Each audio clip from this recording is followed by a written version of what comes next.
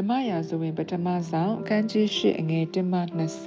20ရှမွေလသည်အသက်ကြီးသောအခါမိမိသားတို့ကိုဣသရေလအမျိုး၌အုပ်စိုးရသောအခွင့်နှင့်ခန့်ထား၏သားဦးအမည်ကားယောလ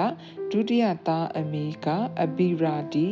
ထိုသူတို့သည်ဘေရရှေဘမြို့၌တရားသူကြီးလုပ်ကြ၏တို့ရာတွင်အဘလန်းသို့မလိုက်ငွေကိုတတ်မှတ်သောစိတ်နှင့်လွဲသွား၍တစိုးစားလျက်တရားကိုဖျက်ကြ၏ထိုအခါဣသရေလအမျိုးအသက်ကြီးသူအပေါင်းတို့သည်စီဝေး၍ရှမွေလရှိရာအရက်ယာမမြို့သို့လာပြီးလျှင်ကိုရောသည်အသက်ကြီးပါ၏ကိုရော၏သားတို့သည်ကိုရောလန်းသို့မလိုက်ကြပါ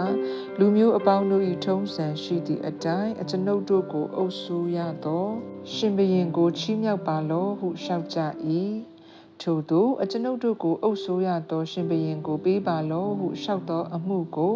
ရှမွေလသည်မနှစ်သက်သောကြောင့်ထာဝရဘုရားအားဆုတောင်းလေ၏ထာဝရဘုရားကလည်းတင့်အားလူများတို့ပြောဆိုသမျှသောစကားကိုနားထောင်လော့သူတို့သည်တင့်ကိုသာမပယ်ငါသည်သူတို့ကိုမအုပ်စိုးစေခြင်းငှာငါကိုလည်းပယ်ကြပြီ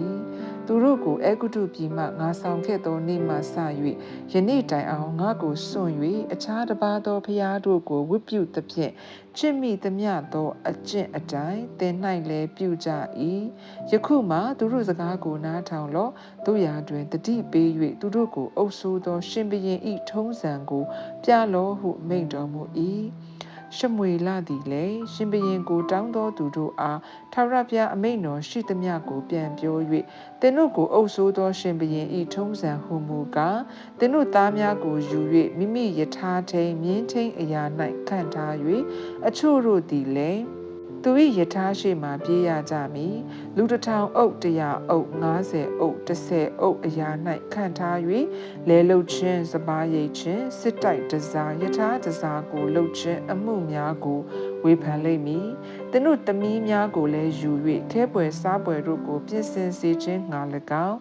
စားတော်ကဲမုတ်တယ်ဖြစ်စေခြင်းငှာ၎င်းခံထားလိမ့်မည်သင်တို့လေကွက်စပြေဥယင်တန်လွင်ဥယင်အကောင်းဆုံးတို့ကိုယူ၍မိမိကျွန်တို့အားပေးလိမ့်မည်သင်တို့မျိုးစေ့စပြစ်သီးဆယ်ဖို့တဖို့တို့ကိုယူ၍သူ၏အရာရှိအမှုထမ်းတို့အားပေးလိမ့်မည်သင်တို့ကျွန်မအကောင်းဆုံးသောလူလင်မြင်းများကိုယူ၍သူ၏အမှုကိုလုပ်ကင်စေလိမ့်မည်သင်တို့သိုးစုဆယ်ဖို့တဖို့ကိုလည်းယူ၍သင်တို့သည်သူ၏ကျွန်ခံရကြမည်